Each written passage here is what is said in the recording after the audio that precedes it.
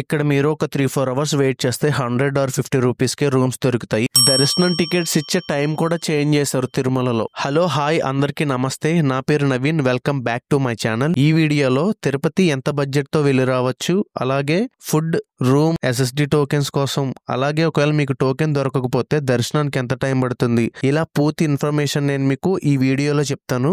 ఈ ఒక్క వీడియో చూస్తే చాలు మీరు సింగిల్ గా కూడా తిరుపతి వెళ్ళి రావచ్చు. మీరు గనక ఫస్ట్ టైం నా ఛానల్కి వచ్చినట్టయితే తప్పకుండా సబ్స్క్రైబ్ చేసి ఈ వీడియోకి ఒక లైక్ చేయండి. ఎందుకంటే మనది కొత్త ఛానల్, మీలాంటి వాళ్ళ సపోర్ట్ నాకు కావాలి.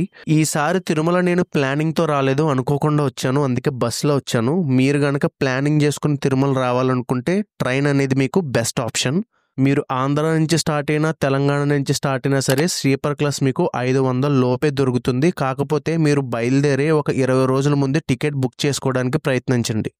మీకు ట్రైన్ డీటెయిల్స్ తెలియకపోతే కింద డిస్క్రిప్షన్లో ట్రైన్ నెంబర్స్, వాటికి స్లీపర్ క్లాస్ టికెట్ ప్రైస్ ఎంతో కింద డిస్క్రిప్షన్లో ఇస్తాను, ఒకసారి చెక్ చేయండి. నేను ముందు తిరుమల వచ్చినప్పుడు శ్రీవారి మెట్ల మార్గం ద్వారా తిరుమల చేరుకున్నాను. అందుకే ఈసారి అలిపిరి మెట్ల మార్గం ద్వారా తిరుమల వెళ్తున్నాను. రండి, అలిపిరి మెట్ల మార్గం ద్వారా పైకి వెళ్తూ మాట్లాడుకుందాం. మనం నడక మార్గం ద్వారా పైకి వెళ్ళేటప్పుడు కొబ్బరికాయ కొట్టి నడక మార్గం అనేది మొదలు పెడతాం. దానికి కావాల్సినవన్నీ ఇక్కడే దొరుకుతాయి. ఇలా మొత్తం నాకు ఇవ్వడానికి 80 రూపాయలు తీసుకున్నారు. ఇక్కడే కొబ్బరికాయ కొట్టి మనం నడక మార్గం అనేది మొదలు పెట్టాలి. ముందుగా మనకు కనపడే ఈ గోపురాన్ని రాజగోపురం అంటారు. ఈ రాజగోపురం మొత్తం 7 అంతస్తుల్లో నిర్మించారు. చూడ్డానికి చాలా అందంగా కనిపిస్తుంది ఈ గోపురం. ఇంకొంచెం ముందుకు వచ్చిన తర్వాత ఇక్కడ లగేజ్ చెకింగ్ పాయింట్ అయితే ఉంది. ఇక్కడ లగేజ్ చెక్ చేసుకుని మనం అయితే స్టార్ట్ అవుదాం. అలిపిరి మెట్లు మొత్తం 3550 మెట్లు ఉంటాయి. 9 కిలోమీటర్ల దూరం ఉంటుంది. ఈ మార్గం ద్వారా మనం పైకి వెళ్ళడానికి 4 నుంచి 5 గంటల సమయం అయితే పడుతుంది. అదే శ్రీవారి మెట్ల మార్గం ద్వారా మీరు వెళ్తే అది మొత్తం 2400 మెట్లు ఉంటాయి. అది మొత్తం 2 కిలోమీటర్ల దూరం ఉంటుంది. ఆ మార్గం ద్వారా తిరుమల చేరుకోవడానికి మనకి 2 నుంచి 3 గంటల టైం అయితే పడుతుంది. కానీ అలిపిరి మెట్ల కన్నా శ్రీవారి మెట్ల మార్గమే చాలా పురాతనమైనవి. దాన్ని శ్రీకృష్ణదేవరాయలు నిర్మించారు ఆ మెట్లని. ఇక మీరు తిరుపతి చేరుకున్న తర్వాత దర్శనం టోకెన్స్ కోసం చూస్తున్నట్లయితే మీరు 3 చోట్లకైతే వెళ్లాల్సి ఉంటుంది దర్శనం టికెట్స్ కోసం. 1 భూదేవి కాంప్లెక్స్, 2 శ్రీనివాసం, 3 విష్ణువాసంలో దర్శనం టోకెన్స్ ఇస్తున్నారు. అది రాత్రి 9కి ఇస్తున్నారు. టైం చేంజ్ చేశారు. మీకు ఈ రోజు నైట్ దర్శనం టికెట్స్ దొరికినట్లయితే తర్వాత రోజు ఉదయం మీరు దర్శనానికి వెళ్ళాలి. అలాగే అలిపిరి మెట్ల మార్గంలో కూడా తెల్లవారుజామున 6కి అయితే 5000 టోకెన్లు ఇస్తున్నారంట. మీరు ఏ టైంలో ఎక్కడ టికెట్ తీసుకోవాలో ఈ ఇన్ఫర్మేషన్ బట్టి మీరు ఒక డిసిషన్ తీసుకోండి. మనం నడక మార్గం ద్వారా పైకి వెళ్ళడానికి చాలా కష్టపడతాం. కానీ చాలామంది మెట్టుకి బొట్టు పెట్టుకుంటూ వెళ్తున్నారు. అండ్ మెట్టుకి కూడా కర్పూరం వెలిగించుకుంటూ వెళ్తారు చాలామంది. మనం 250వ మెట్టు చేరుకున్న తర్వాత మైసూర్ గోపురం అనేది మనకి ఎదురవుతుంది. ఇక్కడ నుంచి తిరుమల మనకి ఇక్కడ బోర్డు మీద ఉంది 8.60 కిలోమీటర్లు అయితే ఉందంట. ఇంకా అంటే 8.5 కిలోమీటర్లు ఉంది. అలా కొంచెం నడుచుకుని ముందుకు వచ్చి 500 మెట్టు దగ్గరికి చేరుకున్నాను. ఇక్కడ ఆంజనేయ స్వామి గుడి అయితే ఉంది. చూడడానికి చాలా బాగా అనిపించింది. మీరు కూడా ఈసారి వెళ్ళినప్పుడు ఇక్కడికి వెళ్ళండి. చాలా మంది నడుచుకుంటూ పైకి వెళ్ళిపోతున్నారు కానీ ఇక్కడి వరకు రావట్లేదు. ఇట్లా ఎక్కేటప్పుడు 500 మెట్టు దాటిన తర్వాత ఎడమ చేతి వైపు ఉంటుంది, మర్చిపోకుండా వెళ్ళండి. ఇప్పటికీ 700 మెట్టు దగ్గరికి చేరుకున్నాను. మనం అలిపిరి మెట్ల మార్గం ద్వారా పైకి వెళ్ళేటప్పుడు మనకి విష్ణుమూర్తి ఎన్ని అవతారాలు ఉన్నాయో అన్ని అవతారాలు విగ్రహాలు అయితే ఉంటాయి మనకి. ఇవన్నీ మీరు అబ్జర్వ్ చేశారా ఎప్పుడన్నా? వచ్చినప్పుడు కొన్ని చూశాను కానీ వీడియో తీయడం వల్ల నాకు ఇప్పుడు ఇవన్నీ తెలుస్తున్నాయి. ఇప్పటికీ 1000 మెట్టు వరకు చేరుకున్నాను. ముందుగా మనకు అక్కడ వరాహ అవతారాన్ని ఇందాక మీకు చూపించాను. ఇప్పుడు ఇది నరసింహ అవతారం. కానీ పైకి వెళ్లే కొద్దీ వాతావరణం చాలా చల్లగా ఉంటుంది. లొకేషన్స్ కూడా చాలా బాగా కనబడతాయి చుట్టుపక్కల. ఎమర్జెన్సీ ఏమన్నా అయితే టోల్ ఫ్రీ నెంబర్స్ కూడా ఇక్కడ మనకు కనపడుతున్నాయి. ఇప్పటికీ 1800 మెట్టు చేరుకున్నాను. కరెక్ట్గా ఇక్కడ వామన అవతారం విగ్రహం అయితే కనిపిస్తుంది. తర్వాత కొద్దిగా ముందుకు వచ్చాక మనకి గాలిగోపురం కనిపిస్తుంది. ఈ గాలిగోపురం మనకి 2083వ మెట్టు దగ్గర అయితే ఎదురవుతుంది. ఈ గాలిగోపురం కిందే కోదండరామస్వామి గుడి అయితే ఉంది. మీ దగ్గర ఒకవేళ ఖాళీ వాటర్ బాటిల్ ఉంటే ఈ గాలిగోపురం దాటిన తర్వాత వాటర్ అయితే ఫిల్ చేసుకోండి. అలాగే ఫుడ్, నూడిల్స్ ఏవో ఉంటాయి ఇక్కడ. తినాలనుకున్న వాళ్ళు ఫుడ్ ఇక్కడైతే దొరుకుతుంది. తిని మళ్ళీ మీ నడక మార్గం అనేది మీరు మొదలు పెట్టచ్చు. చూడండి, ఇక్కడ తింటూ పిల్లలు మీ అందరికీ హాయ్ చెప్తున్నారు. పరశురామ అవతారంలో ఉన్న విగ్రహం అయితే మనకి కనిపిస్తుంది. ఇక్కడ గాలి గోపురం వైద్యశాల కూడా ఉంది. నేను కొద్దిసేపు రెస్ట్ తీసుకొని మళ్ళీ నరక మార్గం అనేది మొదలు పెడుతున్నాను. ఈ తాతగారు చూడండి ఈ ఏజ్లో కూడా ఎంత ఆనందంగా మెట్లెక్కుతున్నారు. అలా కొద్దిగా ముందుకు వచ్చిన తర్వాత రామ అవతారంలో ఉన్న విగ్రహం అయితే మనకి కనిపిస్తుంది. దాని తర్వాత బలరామ అవతారంలో ఉన్న విగ్రహం కూడా ఉంటుంది. ఇక మన వాళ్ళు ఈ నడక మార్గంలో వెళ్ళేటప్పుడు ఇటుక మీద ఇటుక పెట్టడం, ఇక్కడేమో ముడుపులు కట్టడం చెట్లకి. ఈ కింద రాళ్ళు పెడితే ఇల్లు కట్టుకోవడానికి అని తెలుసు. ఆ ముడుపులు ఎందుకు కడతారో నాకు తెలీదు. మీకు తెలిస్తే మాత్రం కామెంట్ చేయండి. దాని తర్వాత కృష్ణ అవతారంలో ఉన్న విగ్రహం కనిపిస్తుంది. దాని తర్వాత కల్కి అవతారంలో ఉన్న విగ్రహం కనిపిస్తుంది. అది దాటి కొద్దిగా ముందుకు వచ్చిన తర్వాత ఆంజనేయ స్వామి విగ్రహం అయితే మనకి కనిపిస్తుంది. అలాగే ఇక్కడే ఫారెస్ట్ మ్యూజియం కూడా ఉంటుంది. లోపలికి వెళ్ళి ఒకసారి చూడండి చూడకపోతే. ఇక్కడ వరకు వన్యప్రాణులు ఏం కనపడలేదు. ఇప్పుడే నాకు జింకలు అయితే కనిపించాయి. ఇక్కడ చాలా బాగున్నాయి. చాలాసేపు వాటితోనే టైం స్పెండ్ చేశాను. వాటికి కూడా తినడానికి ఈ కీరా దోసకాయ లాంటివి కొని ఇచ్చాను. మీరు ఎప్పుడన్నా వీటికి ఫుడ్ పెట్టుంటే తప్పకుండా కామెంట్ చేయండి. కానీ ఇక్కడ అన్నీ రాసి ఉంటాయి వన్యప్రాణులకి ఆహారం పెట్టద్దు అని. కానీ వాటిని చూసిన తర్వాత మనకి పెట్టాలనిపిస్తుంది. ఇప్పుడు ఆఖరిగా 2760 మెట్టు దగ్గర చేరుకున్నాను. దొరసాని మండపం అంట ఇది. ఇక్కడ నుంచి ఇంకొక 5.5 కిలోమీటర్లు ఉంది తిరుమల.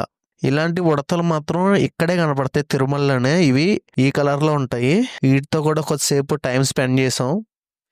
ఇక ఇక్కడి నుంచి ఒక కొండ మీద నుంచి ఇంకో కొండ మీద వెళ్ళడానికి మనం రోడ్డు మార్గంలో నడవాలి. ఇక్కడ లొకేషన్స్ అయితే నెక్స్ట్ లెవెల్ ఉంటాయి. మన దగ్గర ఇంకా సరైన కెమెరాస్ అవి లేవు కాబట్టి మీకు విజువల్స్ కొంచెం డల్గా కనపడుతున్నాయి. కానీ రియల్గా చూస్తే వ్యూస్ అదిరిపోతాయి. ఒక్కసారి చూడండి లొకేషన్ ఎలా ఉందో.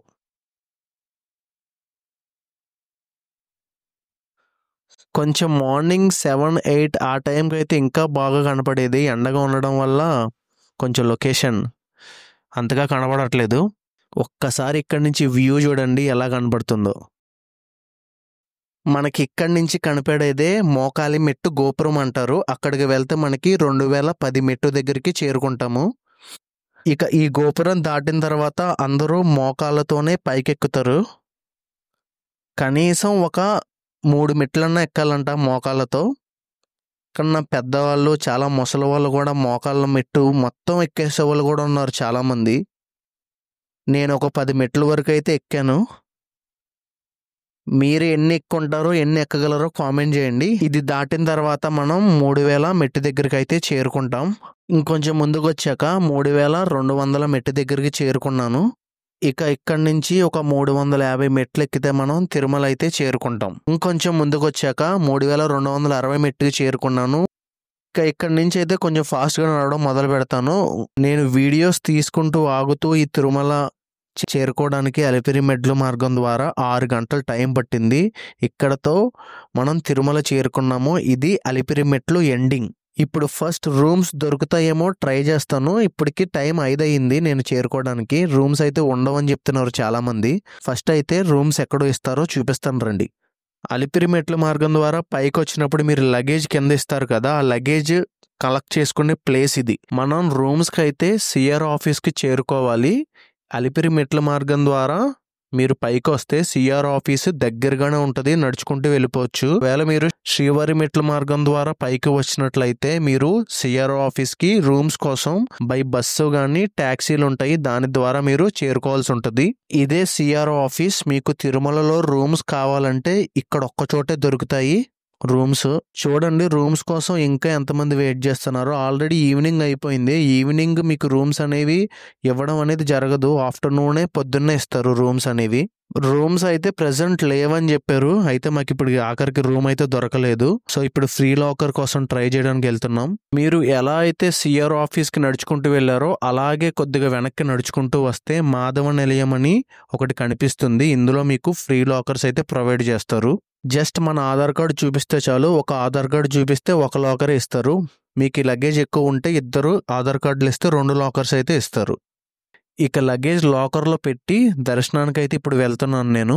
ఇక్కడే మీరు ఫ్రెష్ అయిపోవడానికి హాట్ వాటర్ కూడా వస్తుంది. ఇక్కడే ఫ్రెష్ అయిపోయి ఇక్కడే మొత్తం చేంజ్ చేసుకొని మీరు దర్శనానికి అయితే వెళ్ళిపోవచ్చు రూమ్స్ దొరకకపోయినా. ఎవరన్నా మీరు తలనీలాలు ఇవ్వాలనుకుంటే ఇక్కడ టోకెన్స్ కూడా ఇస్తారు. ఇక్కడే అవి కూడా తీసుకోండి. తలనీలాలు ఇచ్చేవాళ్ళు ఇక్కడి నుంచి అయితే టెంపుల్ ఒక 4 కిలోమీటర్ల దూరం ఉంటుందంట. కానీ తిరుమల ఎప్పుడొచ్చినా సరే ఈ రోడ్లన్నీ అసలు నాకు అర్థమే కావు. ఎప్పుడు కన్ఫ్యూజ్ అయిపోతుంటాను. క్యాబ్ అన్నతో మాట్లాడి ఇద్దరికి నేను నా ఫ్రెండ్కి 150 రూపీస్ ఇస్తామని చెప్పాము. ఆయన టెంపుల్ దగ్గర డ్రాప్ చేస్తానన్నారు. ఇప్పుడు టైం నైట్ 7:30 అవుతుంది. ఇదే లైన్లోకి గుడి లోపలికి వెళ్ళే స్టార్టింగ్ లైన్. ఇక్కడ లైన్లోకి వెళ్ళిపోతున్నా. మా దగ్గర దర్శనం టికెట్స్ కూడా లేవు. క్రౌడ్ అయితే చాలా ఎక్కువ ఉన్నారు. దర్శనానికి అయితే 10 గంటలు టైం పడుతుందని చెప్పారు. ఇక లైన్లోకి వెళ్ళిపోతున్నా. మీ దగ్గర ఫోను ఏమన్నా వాల్యుబుల్ థింగ్స్ ఉంటే మీరు లాకర్లోనే పెట్టేసుకోండి. నేను కొంచెం వీడియోస్ తీస్తున్నాను కాబట్టి ఫోన్ క్యారీ చేశాను. ఈ ఫోన్ కూడా నా దగ్గర ఎక్కువసేపు ఉండదు. లోపల కూడా ఒక కౌంటర్ ఉంటుంది. లాస్ట్లో చెక్ చేస్తారు. అక్కడ మన మొబైల్ ఇచ్చేసినా సరే మన దర్శనం అయిపోయి బయటకు వచ్చిన తర్వాత వేరే కౌంటర్లో మనకి రిసిప్ట్ ఇస్తారు. మన ఫోన్ మనం కలెక్ట్ చేసుకోవచ్చు.